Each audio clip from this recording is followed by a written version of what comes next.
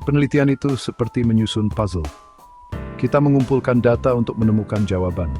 Analisis data membantu kita memahami data ini, seperti menyusun potongan-potongan puzzle untuk melihat gambar utuhnya. Dengan analisis, kita mengubah data mentah menjadi informasi yang bermanfaat.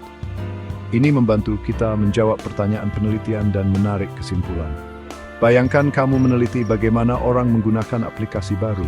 Kamu mengumpulkan data tentang seberapa sering mereka menggunakannya dan fitur apa yang mereka sukai. Analisis data membantumu memahami informasi ini. Kamu bisa melihat fitur mana yang populer dan bagaimana penggunaan aplikasi berubah seiring waktu. Tanpa analisis data, penelitian tidak lengkap. Seperti punya puzzle tapi nggak tahu cara menyusunnya.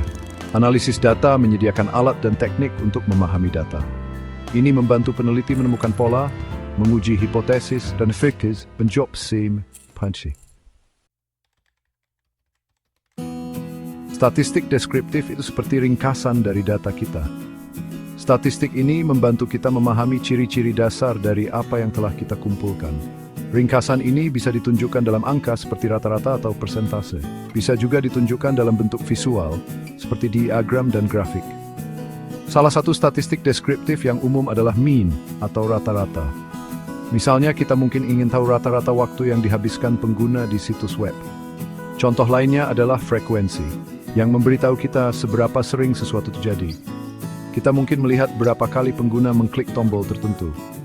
Statistik deskriptif berguna untuk mendapatkan gambaran umum dari data kita. Ini membantu kita melihat apakah ada pola atau tren yang menarik. Namun, statistik deskriptif tidak memberitahu kita segalanya. Kita membutuhkan jenis analisis lain untuk menggali hubungan antar faktor yang berbeda.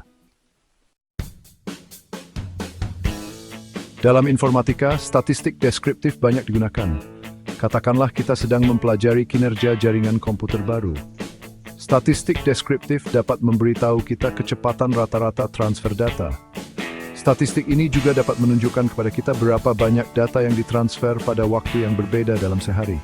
Contoh lain adalah dalam desain antarmuka pengguna. Kita dapat menggunakan statistik deskriptif untuk menganalisis bagaimana pengguna berinteraksi dengan situs web.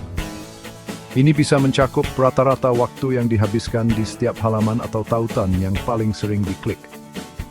Ringkasan ini membantu peneliti informatika memahami perilaku pengguna. Pengetahuan ini kemudian dapat digunakan untuk meningkatkan desain dan fungsi sistem, membuatnya lebih ramah pengguna dan efisien. Analisis regresi adalah alat ampuh yang memungkinkan kita menjelajahi hubungan antara berbagai hal yang kita ukur. Ini membantu kita memahami bagaimana satu hal mungkin berubah ketika hal lain berubah. Bayangkan kita ingin tahu apakah waktu belajar memengaruhi nilai ujian. Regresi dapat membantu kita menyelidiki ini. Katakanlah kita menemukan bahwa lebih banyak waktu belajar umumnya menghasilkan nilai yang lebih tinggi. Kita dapat menggunakan regresi untuk membuat model. Model ini membantu kita memprediksi nilai ujian di masa depan berdasarkan waktu belajar. Tentu saja faktor lain mungkin juga terlibat. Analisis regresi sangat berguna ketika berurusan dengan kumpulan data yang kompleks. Ini membantu mengungkap hubungan tersembunyi yang mungkin tidak langsung terlihat jelas. Ini menjadikannya alat yang berharga bagi para peneliti di berbagai bidang, termasuk informatika.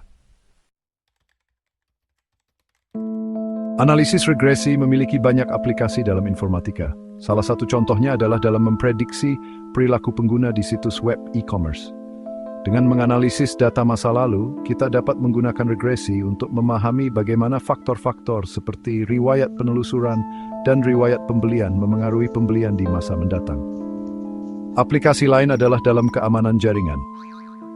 Regresi dapat membantu mengidentifikasi pola lalu lintas jaringan yang mungkin mengindikasikan aktivitas berbahaya. Dengan menganalisis variabel seperti volume data, alamat IP sumber dan tujuan, dan waktu, kita dapat membangun model untuk mendeteksi dan mencegah pelanggaran keamanan. Contoh-contoh ini menunjukkan bagaimana analisis regresi membantu membuat keputusan yang terinformasi dalam informatika. Dengan indirect analisis regresi progresi optimize sistem efektif demond display. Memilih metode analisis data yang tepat sangat penting untuk hasil yang andal. Menggunakan metode yang tidak tepat dapat menyebabkan kesimpulan yang salah. Ini seperti menggunakan palu saat membutuhkan obeng. Alat yang salah tidak akan menyelesaikan pekerjaan dengan benar. Sebelum memulai analisis, peneliti mempertimbangkan dengan cermat pertanyaan penelitian mereka dan jenis data yang dikumpulkan. Mereka juga mempertimbangkan asumsi dari berbagai metode analisis. Misalnya, beberapa metode memerlukan data yang terdistribusi normal, sementara yang lain tidak. Dengan hati-hati memilih dan menerapkan metode yang tepat, peneliti memastikan temuan mereka valid dan dapat dipercaya. Ini mengarah pada wawasan yang lebih bermakna dan berkontribusi pada kemajuan pengetahuan di bidang mereka.